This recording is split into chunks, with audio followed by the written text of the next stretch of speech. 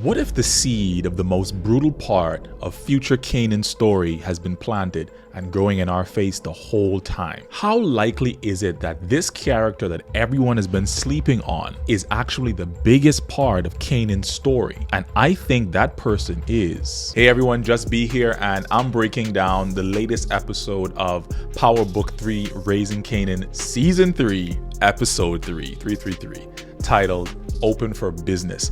We're diving into the meatiest parts of this episode right now. Let's go. So this episode immediately starts off with Ronnie taking out the bouncer from the club, and we spend essentially several parts of this episode seeing him interact with people like Unique, and then interacting with Unique's girlfriend Pernessa at home. And he now, as we can see from the beginning, he has a major chip on his shoulder, right? I mean, he's just being aggressive, overly aggressive with everybody. And I think we need to know more about this guy's backstory. Like, listen, we know you went to prison, but what's really going on here? There's a lot of energy that you give into everybody, particularly the girlfriend. Like, what she do to you? He tells Unique in the gym that, look, he feels as if Raquel has been needing to been gone. And he feels as if she's running the game and their previous territory, and you can see he wants to be back on top and he wants what he lost. And I believe that he feels as if Unique is weak and he cannot even be trusted. And I think when we see later on this episode where he finds out that Unique has actually been kicking it with Raquel, that leads into a deeper issue of these guys are gonna get into it. And now I'm curious, because when we saw him take out the bouncer from the club at the beginning part of this episode, and he did it viciously and violently, that tells us a lot about this character who they're setting up.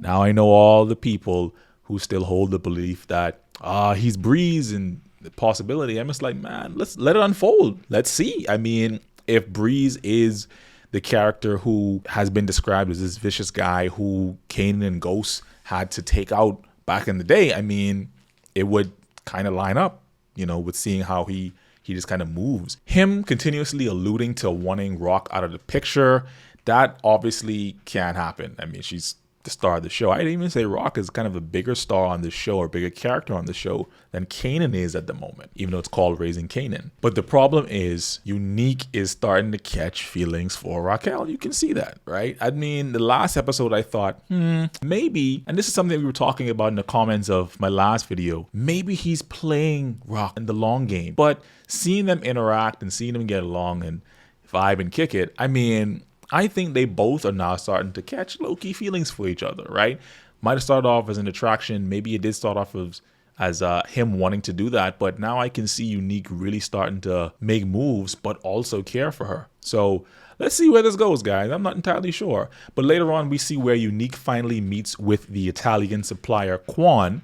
Now, this is the guy whom Stefano Marchetti told Unique about, that if he wanted to get connected up with the Italian mob supply, then he has to get approval from, these other guys. So we come to understand that Quan, through his distribution chain flowing all the way from South Korea, supplies the Italians, and Unique is now having to get approval from Quan, where they meet at this underground casino with, I'm guessing, all the other Italians in the room as well, who are being provided by them. And clearly this is an illegal operation for them to have an underground casino, because else why is it underground?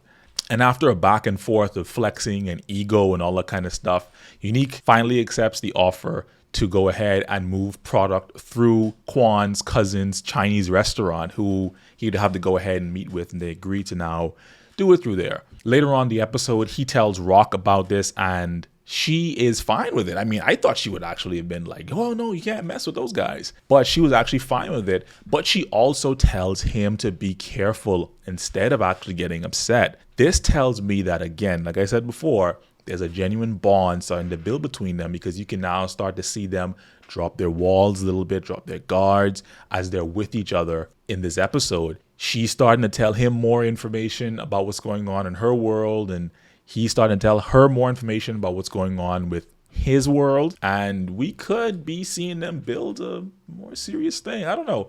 Maybe I'm just a sucker for this kind of stuff, but I don't know. I could be wrong, though. It still could be a big con. Let me know what you guys think down in the comments. Do you think the Rock and Unique relationship is real, or do you think it's a long con? Let me know in the comments. Rock's biggest thing is that she doesn't want Unique to bring any heat to her doorstep because she's quote unquote out of the game, which we know there's only one way out of the game, right? And that's even reiterated within this particular episode. She becomes aware through Detective Howard that the feds are now onto her.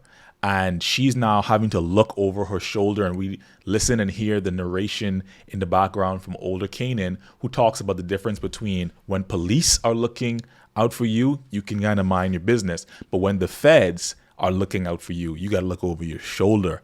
And so we see now that at the beginning part of this episode, the feds, they scooped up Stefano Marchetti, right? Someone reported Stefano Marchetti, and they came and picked him up on some baseless exotic fish violation. But we all know that was a part of their bigger thing where they're investigating and set up in the Southside Jamaica Queens police precinct to look into the activity that's been happening within the area regarding the local mob. So the Fed activity is beefing up, and we're now starting to see them move through the streets more.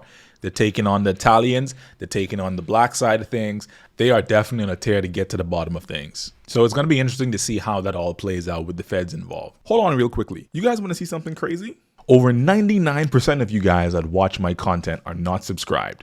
So I'm asking real quickly, if you don't mind, just hit the like button and hit subscribe real quickly. I'd love to keep on giving this content to you guys, and lets me know that people actually are interested. Feel free to do that, man. Really appreciate it a lot. Would help me out a long way in growing my small channel. Thanks. Now back to the video. So Kanan is now building his organization slowly but surely. As we remember in the last episode, he connected with Paul Sutton, who is the guy who lives in Kanan and Famous' building, I guess, at this stage, because it's kind of their building now. He owns the scooter courier delivery service, and now they've set up a whole distribution, whereas Kanan provides the weed, Paul's guys deliver it, and they work out the cuts in between themselves. The question everyone was having last week, particularly in my last video, we were trying to figure out, well, who was actually going to be the supplier? And so we get an answer to that question in this episode, and it's Simrad, who is the gentleman that Kanan met with in the first episode of this season,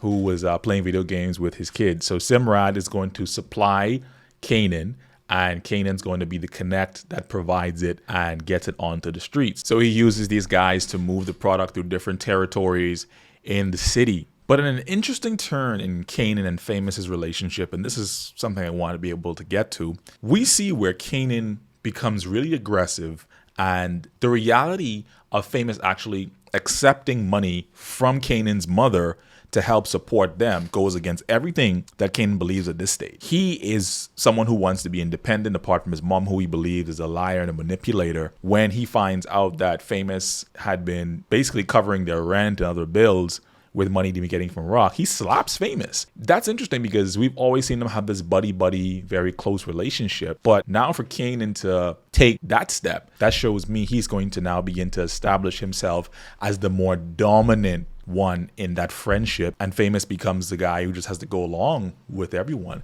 But this also is a clue that's bigger and gives us, I guess, sort of our biggest glimpse into the savage that we know future Kanan becomes, right? We can't be taking money from mom, and if what I say goes, and if you have a problem with it, then I have a problem with you, and we're gonna deal with this like as men. I have my eye on Famous though, because he's a person of interest for me at this stage that I haven't quite figured out as yet, but I have a theory. And in my last video, someone actually commented a theory that they had about Famous as well that I'll share. So Brandon Carroll says the death that I'm expecting isn't any of the Thomas brothers yet. It's Famous. I'm expecting that because Kanan's own son was named Sean. Famous's real name is Sean, right? And that's true. So at some point, Famous/Sean will die in the show, setting up Kanan naming his only son after his former best friend.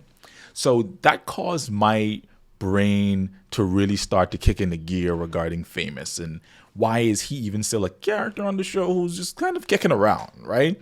But it makes sense because if this is indeed something that we need to consider, future Sean, who is Kanan's son, remember he was Ghost Driver and he had an affair with Tasha, and at the end of it, when he stood up to Kanan, Kanan went and took him out, right? Took out his own son. I don't think it's a coincidence that Kanan's best friend is named Sean and Kanan's future son is also named Sean. So the connection there, I'm assuming maybe something does happen to Famous, and out of a remembrance for his best friend, he names his future son Sean. So that's something to think about, guys. Not sure how much weight it has, but it's definitely something to keep in the back of our minds, because that whole slap thing was it was very telling as to what's really kind of going on within the character of Kanan and his relationship and friendship with Famous. Something else worth mentioning in this episode was when Rock went to get her hair done to the salon that I assume is still actually in Queens. She overhears the stylist talking about their landlord and the pressure that he's putting on them in the place that they're in, and basically needing a new owner. Rock has a problem that she mentioned to Unique earlier, where she has a lot of money that she needs to clean. And so the best way to do that is to, of course, set up a business that's legitimate that you can wash the money through. And so I think she's meeting with him to see a way in which she can buy real estate and buy existing businesses, possibly even the salon, to go ahead and do that through. But I wanted to mention something here that, shout out to MovieBot, who would have actually called this out as well. An Easter egg towards during this scene as she's talking with the landlord and touring places to possibly buy, we see in the background a spray painted board with the words Tommy on it. Obviously, that is a very big hint towards Tommy maybe appearing in the future of the show, because yes, at this stage, he is running around with a young ghost in Queens, which is where they grew up in. So it is very likely that that was young Tommy who spray painted that. And we know that based off of the series finale of OG Power, when we saw the actors who played young Tommy, Ghost, and Angela, obviously they were into some nefarious things back then, so I wouldn't put it past them to also be people who vandalize property as well. So that was pretty cool to see that, and shout out to MovieBot for calling it that Easter egg. Last but not least, Lou has been working with Jukebox to get her ready for the audition that Nicole's father actually set up for her in the very first episode of the season. And Marv is there with them at rehearsal at Lou's apartment, and she's sounding real good and she's really excited. And it's just such a great scene to see them all gathering around her and supporting her, and just really building that bond and a relationship with Marv and his daughter, but also Lou and his niece. He's really leaning into that, and you can see now Jukebox is really connecting more with Marv and Lou these days and leans on them for their support. Now, later on, when Lou was actually supposed to bring the track that they were rehearsing to the event for Jukebox's audition, he gets arrested after starting a fight in a bar that's actually called Cafe Vu. And he was hearing in the background outside this bar music from Elijah Thomas, who is actually his father. So we now get our first name drop of the Thomas siblings' parents, right? So Elijah Thomas was a musician, and he meets the bar owner, Shirley Beaumont. And she tells him that 30 years ago, when she was just bartending, she would come across all the different musicians at the time. And so she would have met his father and talked about how amazing he was as a musician. And this is where we come to learn that, well, he might not have been the best father, and he would have self-deleted himself. That now gives us more insight into how Rock and Lou and Marv may have actually gotten into the game, because if your father self-deleted, now who was there to help take care of the family besides your mom if she was around? Because we haven't heard about their mom as yet. So that probably gives us a big insight into how they would have gotten to where they're at in the game, relying on the streets to provide for themselves from a very, very young age. That makes it even more meaningful to see where they both now show up for their niece, for Kanan, etc., but more specifically Jukebox, how they show up for her in the way that their parents probably didn't show up for them. And we see, I thought it was such a touching moment in this episode when, after Jukebox had finished her audition, and even though she only sang for 30 seconds and she was cut off by the judges, to see Marv standing there with open arms, so happy and genuinely excited for her and proud of her and embracing her. And I was just like, wow, look at how far this character and this relationship has come for them. And it's just such a great piece of writing. And I think that means probably the most to jukebox in that moment to know that, listen, even if this audition doesn't work out, man, my dad was there for me, and Uncle Lou might have fell through, but my dad was there for me. That means the most to me because we've been working our relationship and he had my back. Always great to see awesome character development like that unfold on this amazing show with amazing writers who continue to pay attention to those specific details. Well, that's it from me, guys. What did you guys think about this entire episode? I mean, was there anything that you think I may have missed? Anything that you think that was wrong about? Anything you think I was right about, right?